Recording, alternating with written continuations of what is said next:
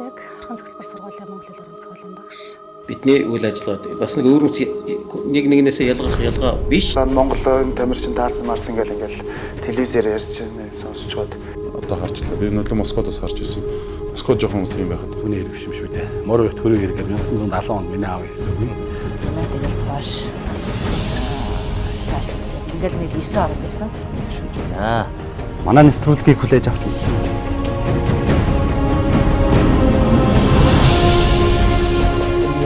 Социалист системийн орнууд зүгээр аяад онд хамт аяад болж байхад тэр цагаан цэгүүдийг хүлээж аваасаа гэж боддог. Эсвэл энэ зүгээр шинэ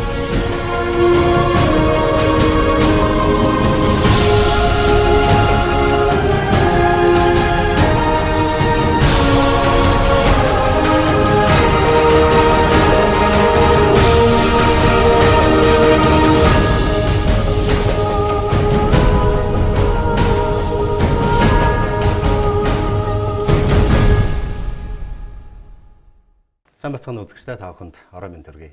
Эрдэнэ телевизийн уран бүтээлчдээс үзэгч та бүхэндээ бэлтгэн хүргэдэг сэтгэлээ чин сэтгэлийн ярилцлагын энэ удаагийн дугаар эхэлж байна. Тэгэхээр энэ удаагийн дугаарт оролцохоор бидний урилгыг хүлээн авч манай студид хүрэлцэн ирсэн зочныг үзэгч та бүхэнд таньж байгаа бах. Яагаад таньж байгаа бах гэж байгаа вэхээр зэрэг хүүхэд ахуй цагаасаа Эрдэнэтэд ирсэн баг Эрдэнэтийн гэж хэлж болохоор тийм уран бүтээлч байгаа. Яагаад тэгэхээр амьдралын нөхөө гэж нэг сайхан Монголын уран сайхны кино.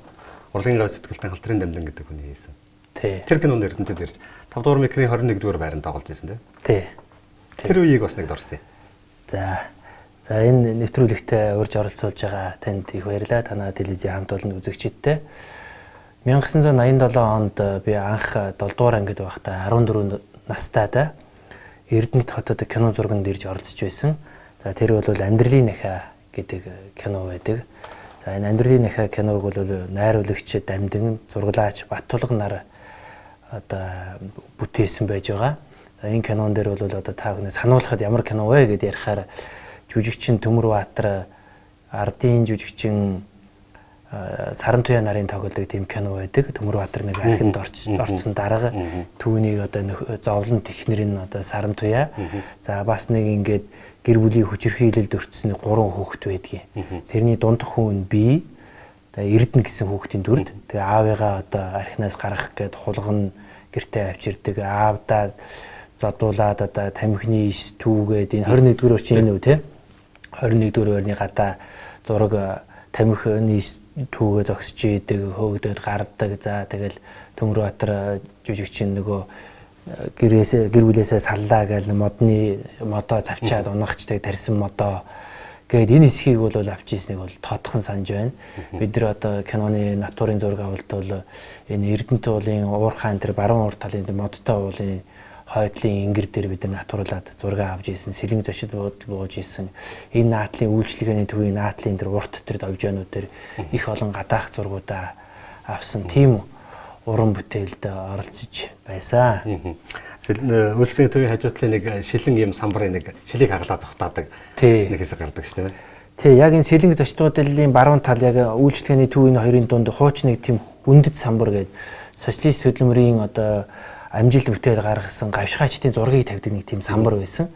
Тэрэн дээр яг зураг авалтанд хийгээд одоо Төмөрбаатарын зургийг тавиад тэгээ би тэр манай аавын зургийг архичингээ гаргацсан байдгийг. Тэгээ тэрийг би нөгөө аавыгаа хүмүүс муу илүүлэхгүй тул цүнхээрээ зохиод тэгээ тэр зургийг хуулж аваад зүхтаахад миний араас тэр үед сэргийлэгч хөөдгий. Тэгээ энэ сэргийлэгчийн дүрд бол өнөөдөр энэ Эрдэнэ хотноо хүүхэд залуучуудын театрт найруулагч хийж байгаа Баяр Магна ах тоглож ирсэн. Яг үзрийн Баяр Магна. Тий. Баяр Магна ах миний араас ингээ хөөгөөд ингээд хөөе зогсооч гэдэг ингээд тоглож ирсэн. Тэгээ тэр шилийг хаглах бол надад бас их хүнд даалгавар байсан. Киноны зураач элдэн өчр ах байсан санагдтiim аа. Тэгээ тэр шилийг жинхэнэ шил байсан шүү дээ. Зөвхөн тэр юм чулуу хийж өгчөөл за миний хөө өөрөө агалчихгүй шээ өөрийгөө зүсчихгүй шээ ингээ цүнхээрээ зохиол холдоороо тэгэл зургаа хуулж аваад зүхтаагаараа гээл. Тэгээ тэр чинь би нэг 2 үлээ 3 удаа тэр чинь хагалсан. Дандаа дубль авахгүй. Тэгээд тэгж 3 удаа цонх хаглаад тэгэл аавынхаа зургийг аваад зүхтаадаг хэсгийг бол яг энэ уулзуур дээр авч ирсэн. Одоо энэ уулзуур чинь дундаа нэг юм гэрлэн тохиотой болсон байна шүү дээ, тий. Тэр үе чинь Эрдэнэтэд ерөөсөө машин дэрэг цөөхөн дохио бас байсан баха, гэрлэн дохио байсан байх. Тэгээд энэ яасан. Тэгээ ер нь бол Эрдэнэ дотын дүр төрх бол гол хэсгээр алдагдаагүй их сайхан байна. За 14 настай анх удаа тэр амьдралын нахаа кинонд тоглосон. За дараа нь манай үзэгчдийн мэдгээр анхны гомар авсан Ромео. Тий. Ромео би 1996 онд Улсын драмын Эрдмийн театрт анх удаа гол дүр тоглосон. Энэ нь Вильям Шекспирийн Ромео Жюльетта жижиг байсан. Найруулагч Найдан Дорж найруулсан. Энд бол анхны Ромеогийн дүр тоглож исэн. Тэгээд энэ Ромеод 1996 онд тоглосноос хойш бол би 2003 онд хамгийн сүүлчийн тоглолтоо хийсэн. Ингээд 8 жилийн туршид бол би Ромеод бараг нэг 150 гаруй удаа тоглосон байхаа. Тэгээд ер нь бол яг дөнгөж соёл урлагийн их сургуулаа төгсөөд энэ дүрд тоглож исэн. За миний одоо Жюльеттагийн дүрд одоо гавьяат жүжигчин Одон Чимэг, гавьяат жүжигчин Урнаа нар тоглодог байсан. Яг соёл урлагийн их сургуулийг төгсөөд танай ангийнхны хийсэн хүн алж тоглосон залуус гэж нэг кино байдаг шүү дээ. Тий. Эренцэнгийн Мацаахан гэдэг найруулагч юм. Тий. Тэр дэлгэцийн бас 2 дахь бүтээл үү яг Гэрэлсүх гэдэг жүжигчний хувьд. Тэр амьдралын нахагийн дараа. Тэр хоёрын дунд байна уу? Байгаа. Амьдралын нахаа би ч одоо хүүхэд байхасаа ер нь бол Монгол кино үйлдвэрт баг 3 жил ажилласан гэсэн үг.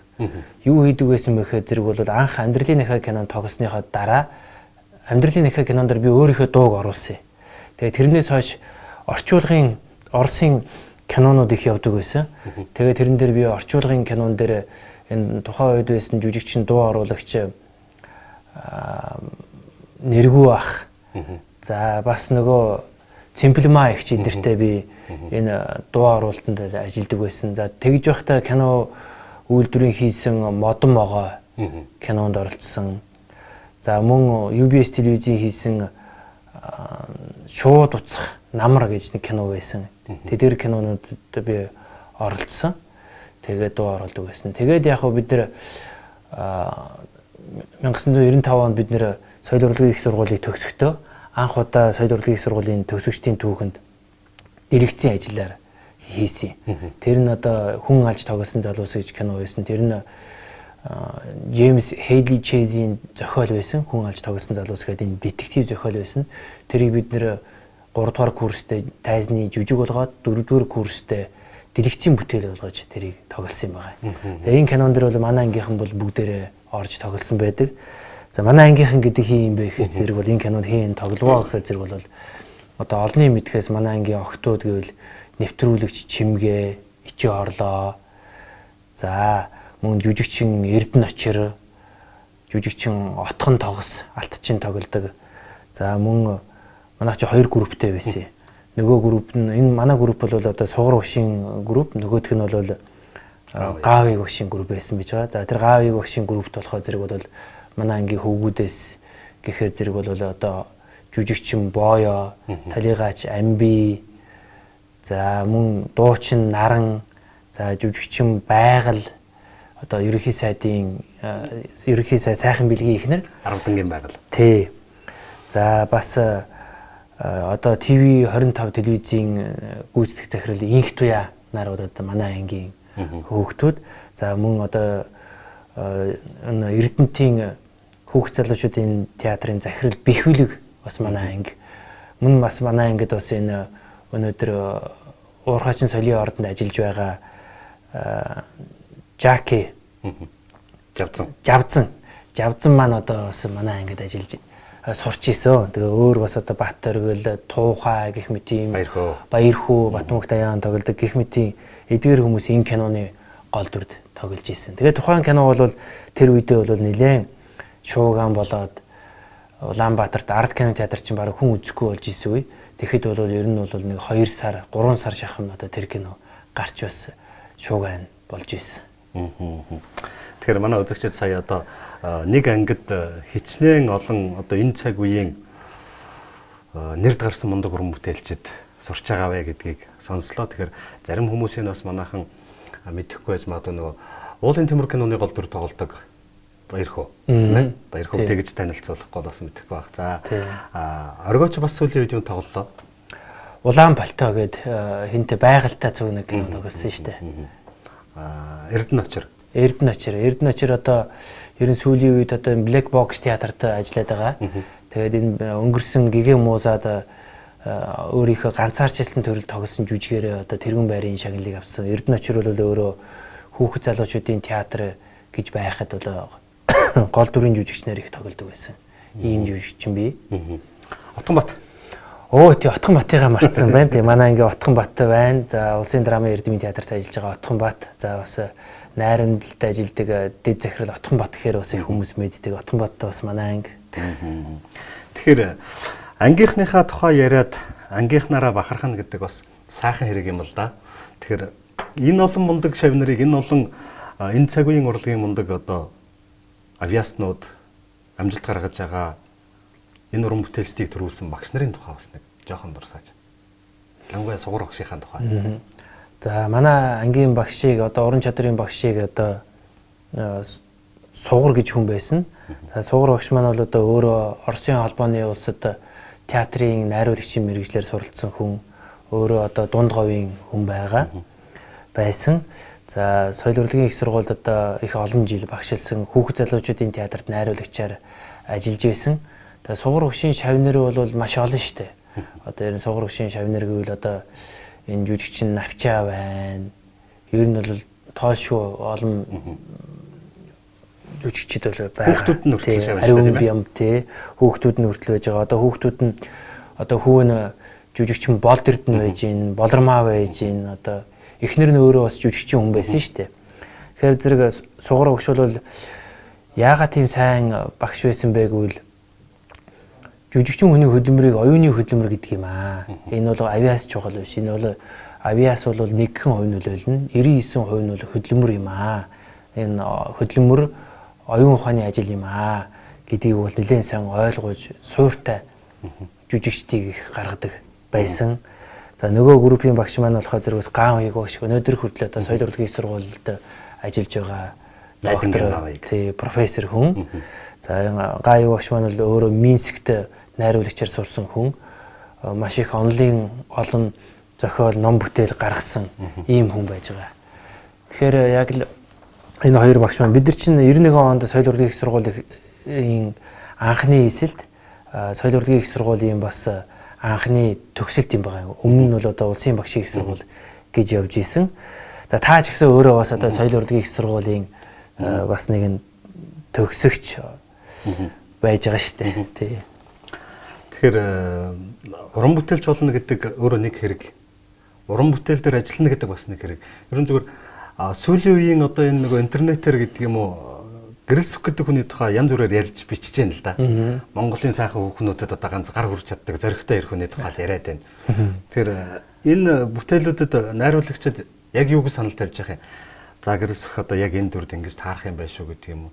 Аль эсвэл за нэг иймэрхүү дүр бүтээгээд өгөөч гэдэг юм уу. Яг аль талаас нь тавьдаг саналыг.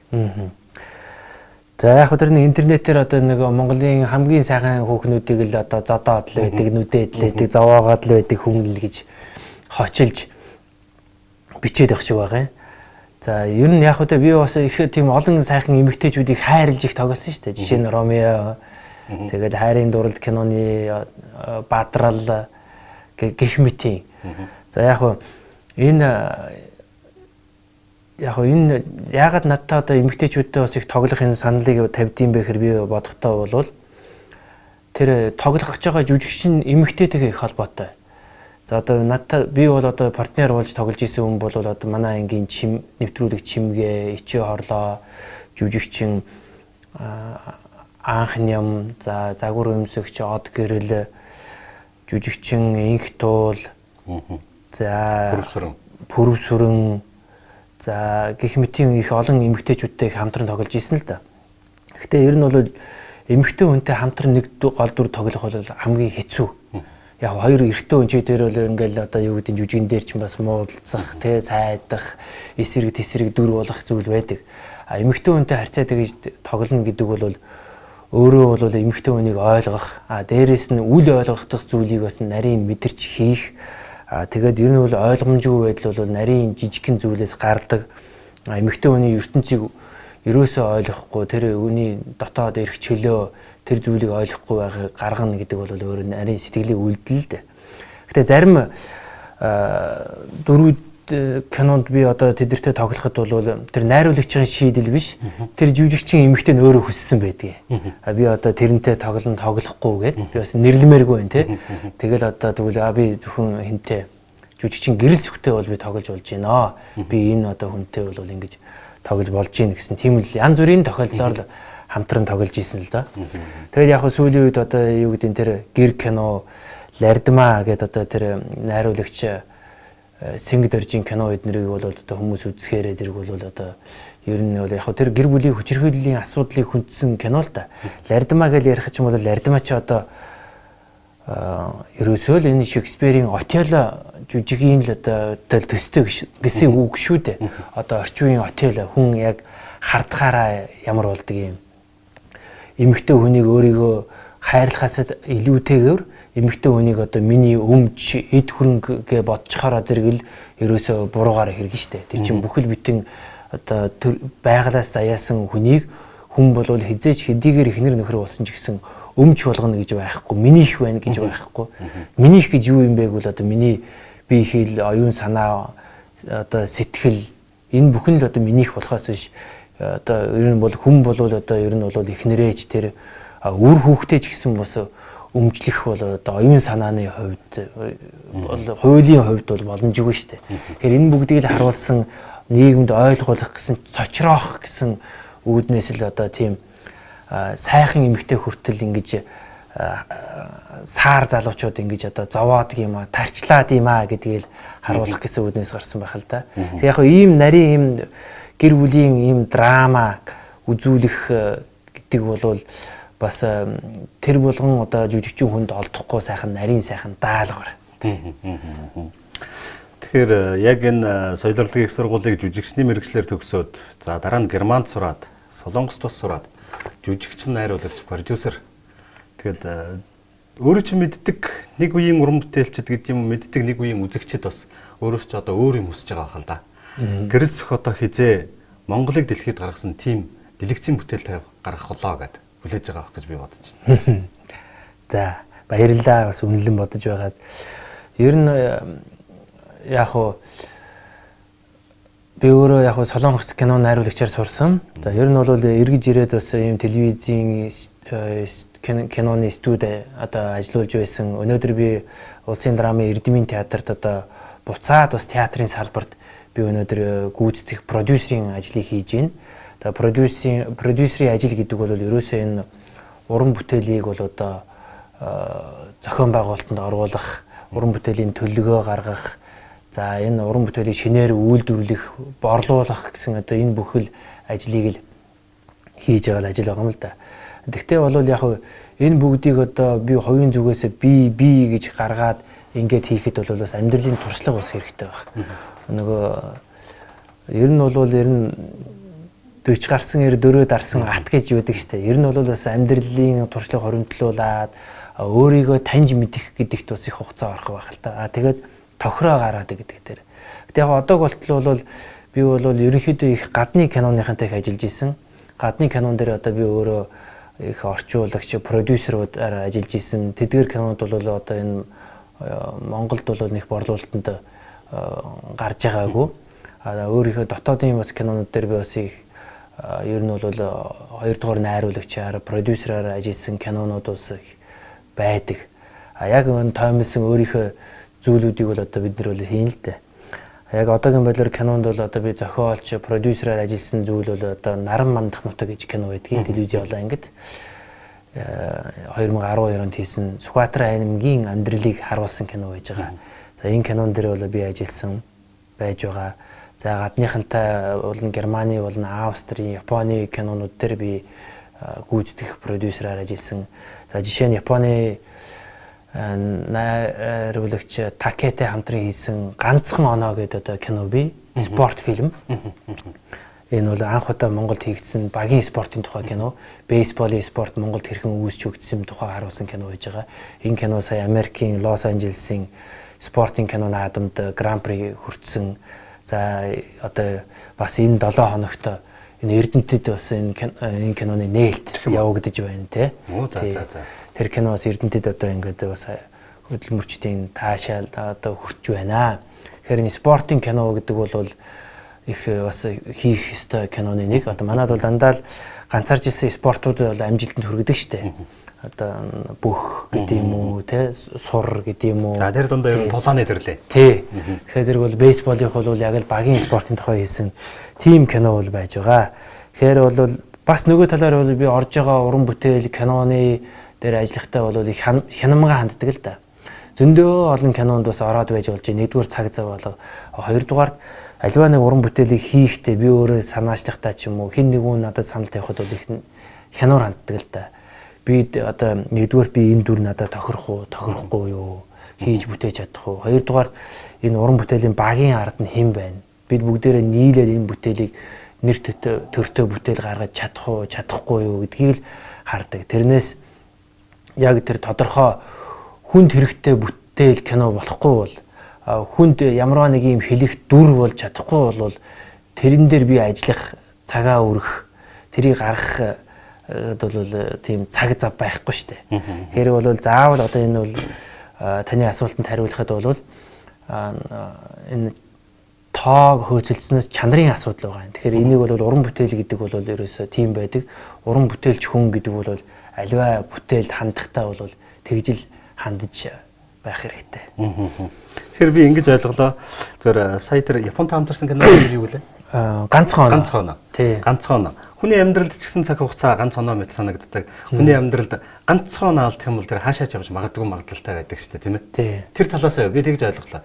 Тий, ганцхан оноо бол ерөөсөө тийм. Тэр бейсболын тэмцээн дээр Монголын бейсболын Японд очиод ерөөсөө ганцхан оноогоор ялагддаг. Тэгээ ганцхан оноогоор ялагдаад ингээд бол тэр тамирчин хүний тэр тэсвэр дэвчээр бол ер нь бол ялахын төлөө л байж байгаа шүү дээ. Тэгэхэд бол нэгэн оноо авсан бол одоо тэгээд ялах тэнцэх гэж байсан. Тэрийг л харуулахын тулд ерөөсөө 1 point гэдэг тий. Тэр ерөөсөө оноо гэдэг бол ерөөсөө амжилт байгаа юм л да. Амьдралд ч гэсэн. Тэгэхээр зэрэг бол ер нь оноо цуглуулж хүн болгоно л одоо амьдралдаа алдаа оноотой явдаг. Оноо цуглуулж явдаг, алдаач цуглуулж явдаг. Ер нь бол бас алдахаас ч бас айх хэрэггүй. Ер нь хамгийн аимшигтай хүн гэж юм бэ гэхээр зэрэг алдаж үзээгүй хүний хэлдэг гэж байгаа шүү дээ. Тэгэхээр зэрэг бол ер нь бол амьдралд бол энэ хугацаанд ер нь алдаж үзсэн ч байдаг, онож үзсэн ч байдаг. Тэгэхээр энэ бол амьдрал.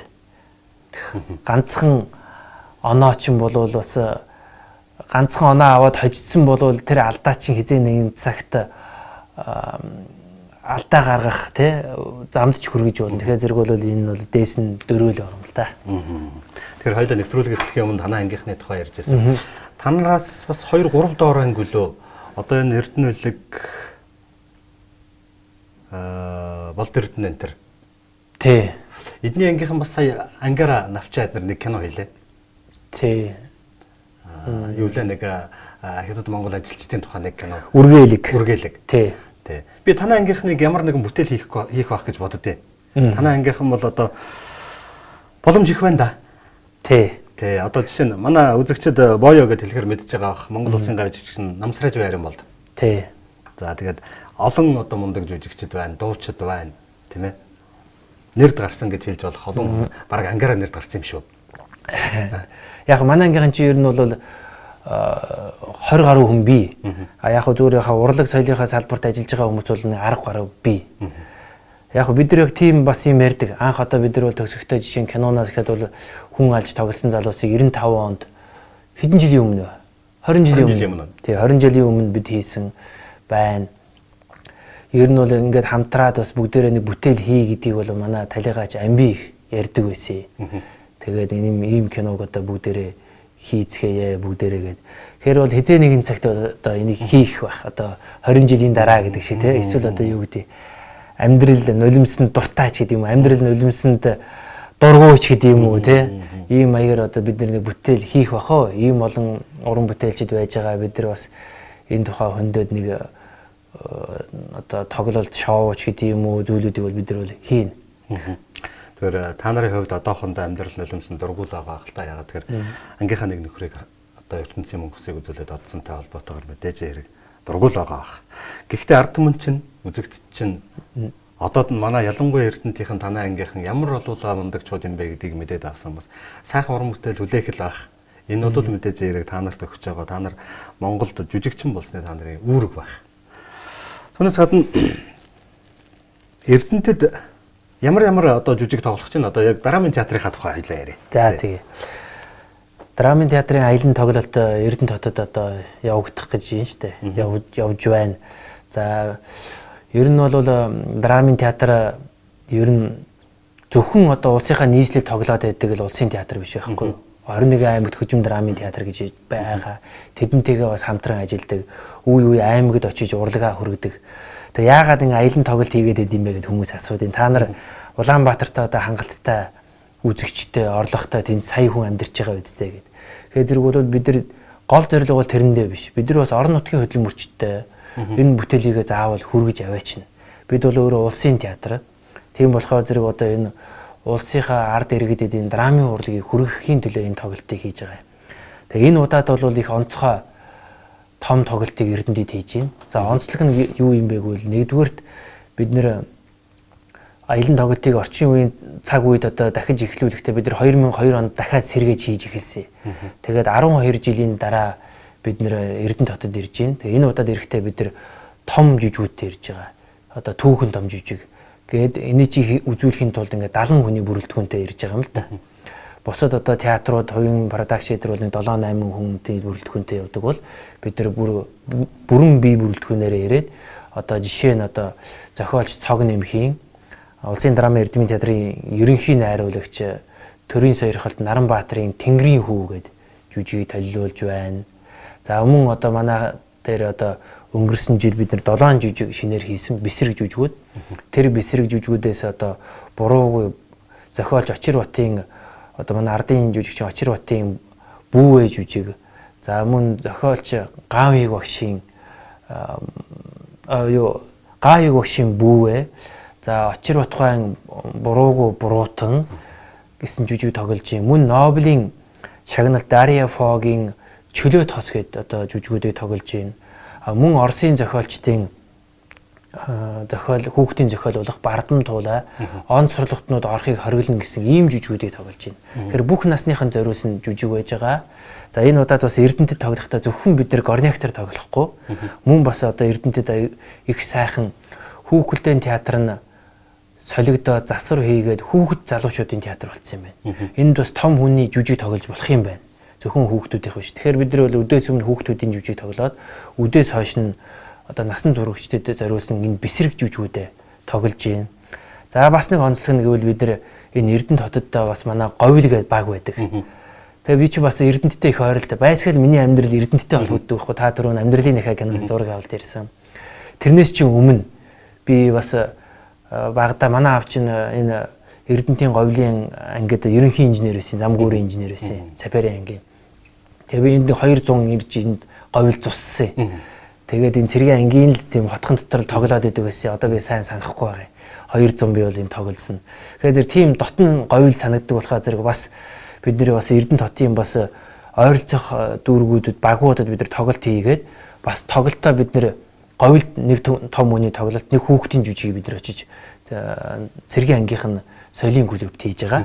Тэгээ бидний энэ Улаанбаатарт одоо айл 400 км явж ирчээд ийшээ нэг 10 км яваад бас нэг юм тоглолтыг бид нар хийж болно. Тэгэхээр зөвхөн одоо нэг хийдэг газарт нь биш, бид үнэхээр сэтгэл гаргаад улсын драмын Эрдэмийн театрын өдрүүд аялын тоглолтыг ингээд 4 хоног ингэж хийж байгаа юм аа. Тэгээ бас энэ тоглолт маань энэ удаад бас энэ ялалтын баяр одоо ялалтын 70 жилийн болж байна. Энэ бол Эрдэнэт хот бол үнэхээр Монгол Оросын найрамдлын бэлэг тэмдэг. Үнэхээр энэ 40 жилийн одоо 40 орчим жилийн түүхийн хугацаанд бол ямар найдвартай түнш хоёр орон болох хөрш орон болохоо харуулж байна. Манай театрын одоо энэ тоглолтын дээр бол энэ Оросын зохиолчдын хоёр хүүхдийн жүжигмээ бас бид нэр хөргөж байна. Тэгээд бас энэ 70 жилийн ойн болж байна. Бас энийг бас одоо нийт эрдэнэтчүүдээ одоо энэ Монгол Оросын энэ уулын баяжуулах үйлдвэр Эрдэнэт үйлдвэрийн хүмүүстэй бас энэ 70 жилийн ойн бас баярын мэндийг хүргье. Театрын аялан тоглолтынхаа баярын мэндтэй зүг.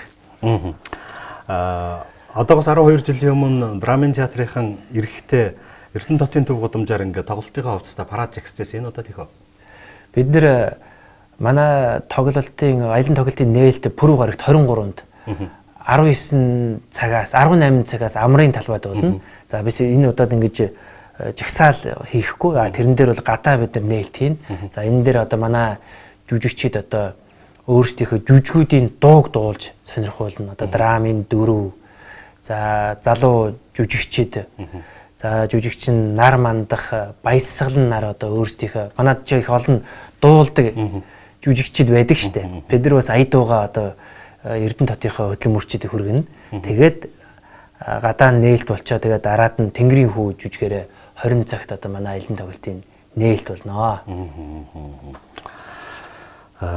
Ер нь бол зүгээр драмын жижигийг драмын театрт л үзэх нь зөв юм. Энэ нь жинхэнэ сонгодог утгаараа жүжиг үзэж байгаа сонгодог утгаараа тэр урлагт ойрхон байгаагийн хэлбэр юм. Тэр тэнд очиж үзэх боломж нь хараахан баг ч гэсэн энэ дээрээ тоглож байхад нь одоо нөгөө хүмүүсийн хэлдгээр амьдаар нь л үзэх хэрэгтэй тийм ээ. Тий. Ер нь бол драмын урлаг гэдэг чинь бол үгийн урлаг, үзэл санааны урлаг, ер нь бол амьд харьцааны урлаг л да. Энэ бол кинотай бас харьцуулахад өөр шүү дээ.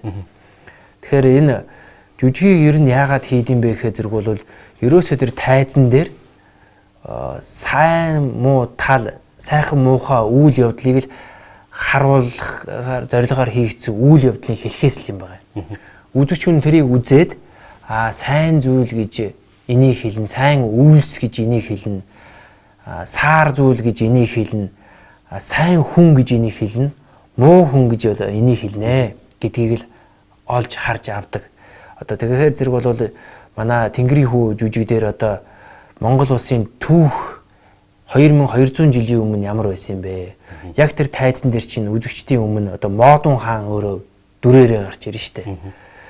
За тэгээд одоо энэ бэсрэг жүжиг дээр одоо их хүн бүүвэ гэж жүжиг дээр одоо их хүний сэтгэл гэж юу байдгийг үрээ одоо өрхөө төлөө яаж тэмцдгийг. За энэ хүүхдүүдийн жүжиг дээр гэрийнхээ даалгаврыг хийх ямар чухал юм бэ?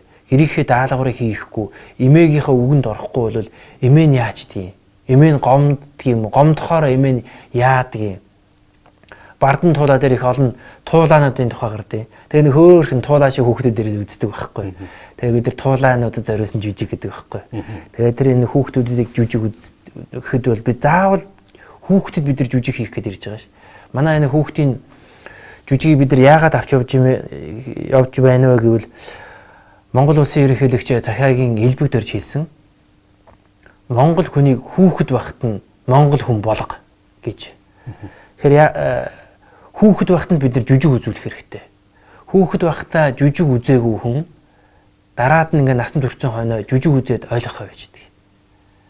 Хүүхэд байхдаа энэ төсөөлөл хүүхэлдээ хүүхдийн жүжиг үзчихсэн хүн чинь өөрөө бол одоо сайн мууг хараад шимширч ийсэн, муу зүйлийг хараад үзэн ядаж ийсэн, сайхан зүйлийг хараад омогшин бадарч ийсэн тэр сэтгэлийн хөдөлгөөнийг дасгалжуулж авдаг байхгүй юу? Хүн өөрөө үлгэрээрээд заавал тэр зүйлийг хүн биеэрээ туулах хэрэггүй шүү дээ. Тэгэхээр хүүхэд гэдэг бол өөрөө үлгэр дуурайлын төлөө араас явдаг. Ингээд мөрөөдөлтэй болдог жүжиг үзээд. Тийм учраас бид нар чи энэ насан туршид зориулсан томчуудад зориулсан жүжигийн хажуугаар заавал энэ хүүхдийн жүжиг авч явж байгаа. Театр гэдэг бол өөрөө хажуудаа бид нар сурган хүмүүжүүлэх ухааныг одоо заавал ингэж бодлогоор хэрэгжүүлж идэг мэрэгчлэтнүүдтэй байдаг. Театр педагогчтой. Тэгэхээр бид нар бол яг энэ жүжигийг тоглоно, энийг авч явна гэж ингэж манай энэ аялан тоглолтын театрын аяны богцон дотор бол ерөөсөө ийм олон сонголттой, тийм олон зорилготой, ийм зорилгыг хүргэх гэсэн ийм олон бүтээлүүд л байж байгаа юм л да. Тэрийг л бид нэр хүргэх зорилгоор явж байгаа юм.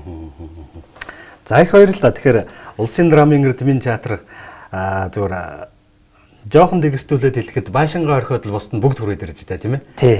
Бүх бүрэлдэхүүнээрээ тэгээд бүх хувцас сэргэлэл одоо бүх юм аваад л ачаад ингээ хүрээд ирнэ гэдэг.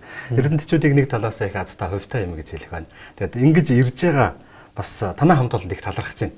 За. Үнэхээр их талархаж байна. Тэгээд нэг үеийн гэдэг юм уу да монголчууд 12 жилийн нэг үе гэж ярьдаг. Нэг үеийн завсралгаатайгаар л Эрдэнэ театрынхан ирж одоо ингэж баясгаж байдаг ийм зуршил хоошоогоо тогтоосоо гэж бас хүсэж байгаа. Ягаад тэгэхээр театр үзнэ гэдэг бол хүний оюун ухаанд хүний одоо төлөвшил одоо саяны таны ярьдаг маш олон зүйлийг олж авах юм боломжтой байдаг учраас Эрдэнэтийнхээ үзэх байх гэж найдаж байна. Их баярлалаа. За. Түүнээс гадна зөвхөн одоо бид нар жил болгон ирдэг болъё гэж бодож байна. Заавал одоо энэ дандаа ингээд дадаад хөвшчүүлэх сайхан байна л да. Тэгэх юм бол одоо зөвхөн драмын театр бол алсын аялын тоглолтуудаа жишээ нь өнгөрсөн жил бид нар 103 аймагт Хинтий Сүхбаатарт оронд аялын тоглолтоо хийсэн. Эрдэнэ дархан 2 бол одоо Монгол улсын эдийн засгийн алтан гурвалжин гэж ярьдаг штеп. Улс төр эдийн засаг соёл урлагийн. Тэгэхээр бол бид нар бол жил болгон ирж тоглох болцоотой бидний хувьд бол энэ сайхан театрууд байж гин. Дарханд ч байж гин, Эрдэнэт ч байж гин ийм том сайхан театр дэд бүтцэн байж гин. Гэрэл түүлэг одоо энэ тайз нь иргэдэг тайзтай байж гин. Бид нар одоо ирдэг болёо жил болгон. Хамгийн гол нь бол одоо бидэнд бол дэмжлэг л хэрэгтэй. Энэ бол хаанаас дэмжлэг хэрэгтэй гэвэл ерөөсөө үзэгчдээс л. Бидэнд юу хэрэгтэй гэвэл ерөөсөө элдв мөнгө төгрөг дэмжлэг тодорхой зүйл хэрэггүй. Бидэнд үзэгчл хэрэгтэй. Үзэгчл ирээд одоо бид нарыг ирсэн байна, тоглох гэж байна гэвэл энийг ойлгоод ийм сайхан бүтээл ирсэн байна. Энэ бол одоо үнэхээр аз завшаа юм аа. Энэ суудлын тоо цөөхөн энээрсээ доороо дүүрнэ. Энд ч одоо 100 мянган хүн амьдардаг гэж байна тийм үү? Тэгэхээр чинь энд хүмүүс чинь одоо үзэх бүрэн болцооны байхгүй. Тэгэхээр зэрэг бид нар ирдэг байнгын ирээд одоо жил болгондоо одоо энэ дархан Эрдэнэ хотын соёлын орднуудтайгаа тохироод юм одоо аймгийн захиргааныхаа одоо жилийн хуваарьт нь бид нар ингээд ороод ингээд ажиллах юм бол их сайхан байна драмын театрт. Их юм бол бид нар ирээл энэ жүжигүүдэд тоглоод байж болж байна. Цагийн гаргаад өгөөд яг энд нь тоглоод өгөө гэдэг ингэх юм бол бид нар их жүжигээ бас хямдхан тоглодог шүү дээ орон нутагт 50% хямдхан тоглолтоор тоглож байна. Жишээ нь одоо үнийг харахад энэ жилийн тоглолт бол манай тасалбарын үн бол 3,000-аас 15,000 төгрөгийн үнэтэй байж штэ. Тэгэхээр бол энэ бол ерөөсөө л нэг хүүхдүүд бол нэг ундааны мөнгө, томчууд бол нэг өдрийн хоолны мөнгө л байгаа байхгүй юу. Тэгэхээр энүүгээр тийм одоо нэг удаа жүжиг үзээд энэ оюуны талхыг одоо ингээд нэг таашаа зооглох юм бол эн чинь бас нэг жилдээ бас тэрийг нэг бодох зүйлтэй, эний чинь харах зүйлтэй, сонсох одоо үлгэрлэн дуурайх одоо дуурайлалтай ийм л зүйл юм л да. Их баярлалаа. Тэгэхээр гард магна кинон дээр нэг тэгж хэлжээд хоёлоо үзэх наадамтай хараад ярих юмтай боллоо да гэдэг шиг жилийн турш дараа жилийн драмын театрын дахиад 90 эртэл өнгөрсөн жилийн үзсэн жүжигээ ярьж магадгүй дараа жил тэр жүжиг ирүүл үзэндээ гэж ингэж өөр хоорондоо өөр зураа ярих тийм сайхан хөрөлдөх сэдвтэй болно гэдэгт би найдаж байна. Манай Эрдэнэтийн үзэх байхаа үзэн гэж итгэж байна. Тэгэд бидний урилгыг хүлээж авсан танд их баярлалаа. Монголын тайз дэлгэцийн урлагт магадгүй анх хөл тавьсан Эрдэнэт нутагтаа эргэж ирээд амьдралын нөхөн тэр байсан бол өнөөдөр Монголын тайз дэлгэцийн урлагт саглагар том мод болсон байна. Энэ том модноос олон салаам өчр ургаж Монгол газрыг жимдэг тийм мундаг уран бүтээлч болох цаг болсон байна. Ард түмэн чинь хүлээж байгаа бах. Тэгээд дараа хоёлоо өөрийн чинь яг хийсэн том бүтээлийн тухай ярилцаж уулзъя гэж хүсэж байна. За. Тэр ирэл Батарших болтугай. Уран бүтээлчид, тамирчид, улс төрчид хинч бай. Иргэн хүн нь эх орноо дэлхий дахин дуурсгадаг. За тэр дундаа уран бүтээлчид буюу тамирчид л одоо их олонтойгоор дэлхийн хүндрэлтэнд өөрийн гэсэн улс орныгоо тамгалан дансалж явж байдаг. За тэдний нэг бол тэр зиндаанд хүрсэн уран бүтээлч бол яахан аргагүй отгоны гэрэлсэх гэдэг энэ мундаг найруулагч, жүжигчин, продюсер юм хүн байна. Тэгээд эрдэнэтчүүдийнхээ өмнөөс таны цаашдын уран бүтээлд амьдралд бас жаргал сайн сайхныг хүсье. Танд хүний амьдрал төсч болох хамгийн сайхныг хүсье. За их баярлалаа. За тэгэхээр бидний бэлтгэсэн нэвтрүүлэг өгөр өндөрлж байна. Дараагийн дугаар хүртэл баяр таа.